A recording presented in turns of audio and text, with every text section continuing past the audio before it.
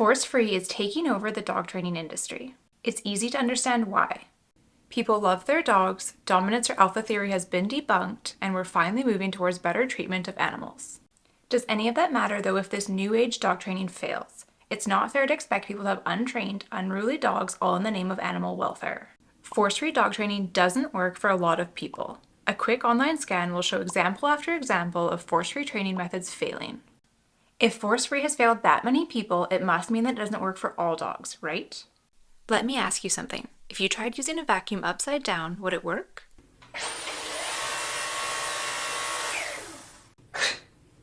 Well, this thing's broken. Obviously not. If you blatantly use something incorrectly, it will fail. No one would claim that the vacuum failed in that ridiculous example or that vacuums don't work for their particular floor.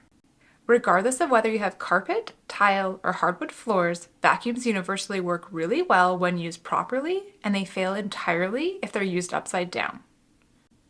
So why do we fault force-free training when it's the same issue?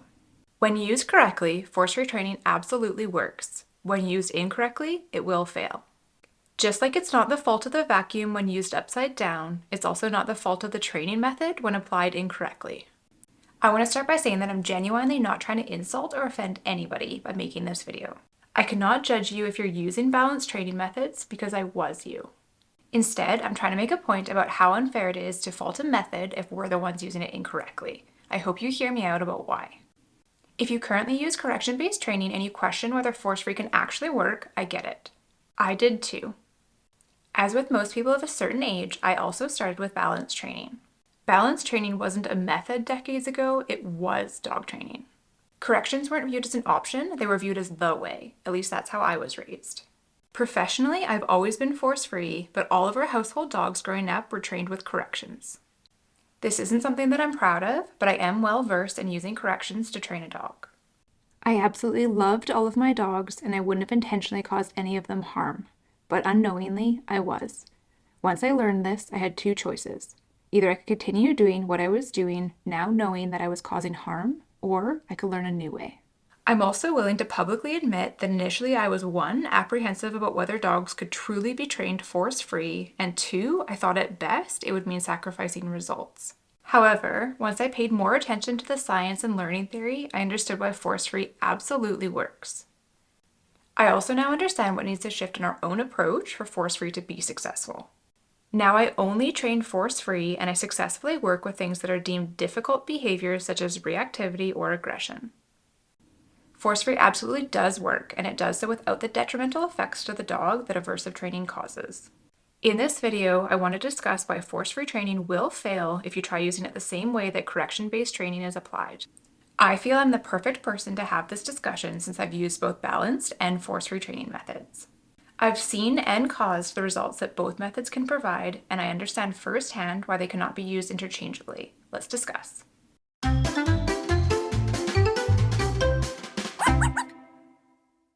If you've ever looked at anything online in the dog training realm, you'll have seen a lot of claims by pet parents or trainers that force-free training failed their dog. If I'm saying that force-free does work for all dogs, am I calling all of those people liars? Not at all. Their statements are likely true for how they tried using force-free training.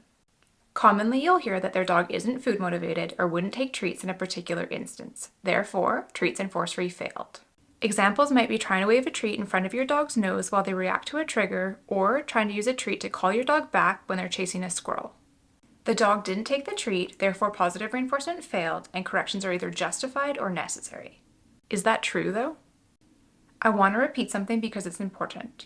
Force-free dog training will not work if you approach it the same way that you do correction-based training.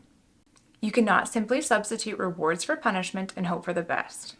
Even balanced trainers will typically use positive reinforcement for the easy stuff or for puppies, but then they claim that it doesn't work for higher level skills or for behavioral modification. Why is that? Let's pretend for a second that you're the one being trained. You're put in a quiet room by yourself and you're asked to say your ABCs. This is an easy skill, right? I then told you one of two things. I'd give you an amazing donut for saying them correctly, or I'm gonna slap you if you refuse or if you say them incorrectly. Both would likely make you say your ABCs. However, only one of them would make you want to try again. For the easy, lower-level stuff, positive reinforcement is easily the right choice. That's fairly undisputed within both balanced and force-free training. What if you're asking for a much more difficult skill, though? For this scenario, you're instead put on a stage in front of 100,000 people and you're asked to say your ABCs into the microphone. If you're anything like me, you'd likely vomit, faint, or maybe even both. Let's say that the trainer then waves the world's best donut in front of your face to motivate you to say your ABCs into the microphone. When you're that stressed, the donut would have no appeal because you have no appetite. When I'm over threshold, I'm simply reacting, not thinking. Positive reinforcement failed. Instead, a shot collar with the level cranked up until you finally comply and say your ABCs might work. You're traumatized, but the result was achieved. Aha! Positive reinforcement failed and correction-based training worked. Did positive reinforcement actually fail though? Really? No, the trainer failed. Instead of training in a fair setting and progressing the difficulty reasonably, they're starting in an extreme setting and demanding results. This is backwards and not how effective force-free trainers would train a dog. Remember the vacuum failing when used upside down? The above ABCs is no different, yet this is commonly what I see when balanced trainers claim that force-free failed. It's unfair to claim that force-free training does not work if it's being used backwards. You shouldn't expect it to work when it's used incorrectly. Force-free dog trainers do not put dogs in situations so beyond their abilities that they cannot reasonably do what is asked of them. Balanced trainers do, then they punish dogs when that reinforcement fails. Does that seem fair? Does that mean that corrections can achieve results that force-free can't match though? Wasn't that my big concern before I switched to force-free? Since the donut failed, does that mean that force-free methods could never get you to say your ABCs to 100,000 people? Not at all. We just have to figure out what motivates you and progress the difficulty reasonably. We would start where you could perform. Maybe that's just in front of your mirror. Maybe you're ready to say your ABCs out loud to your dog or to your family. We would start at your current ability level so that there is something to reward. You said your ABCs to your mirror? Awesome, here's $100. Would you mind repeating that for another payment? I'm guessing that you would not mind at all.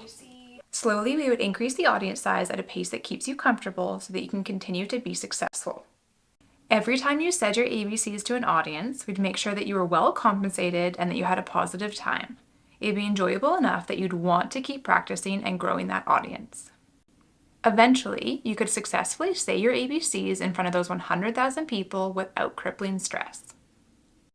Even better, by that point you'd be so conditioned for it that you'd be able to happily repeat it over and over.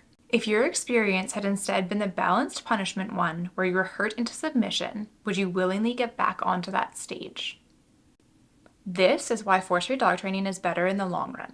It's not simply about making you do a task. It's about building positive feelings and habits around it so that you can happily repeat that thing over and over, and eventually you might even choose to use that skill on your own. The one obvious downside? It is going to take time to achieve that. Immediate compliance is the one and only benefit to correction-based training, and it's a powerful effect. I believe it's the reason that correction-based training methods still persist. People want fast results.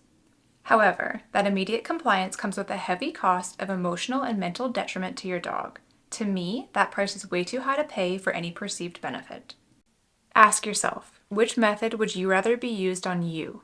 Which method do you think your dog prefers to learn from?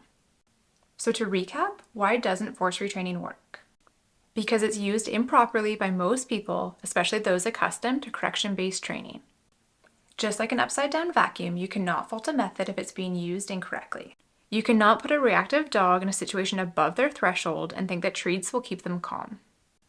You cannot walk a dog with limited leash skills down an exciting road and cross your fingers that treats are going to make them heel. That isn't proper force-free training. There are 4 things that are required for force-free training to work. First is a progression that matches the learner. Every dog is going to learn and progress at a different speed, and they need to be treated like an individual when creating a training plan. Think back to the ABCs example. If you're naturally more extroverted than I am, you're probably going to progress faster. If I tried to match your progression pace, I'd be so anxious that it would not work. However, if you progressed at my shy pace, you would likely be held back and bored. You have to look at the dog in front of you and match your training to their current abilities. That leads to the next requirement for force retraining to be successful. The second thing is an understanding of canine behavior, body language, and threshold. In the ABCs example, it would be easy to know when I'm ready for the next level. Why? Because I could tell you with words. Dogs communicate with us too.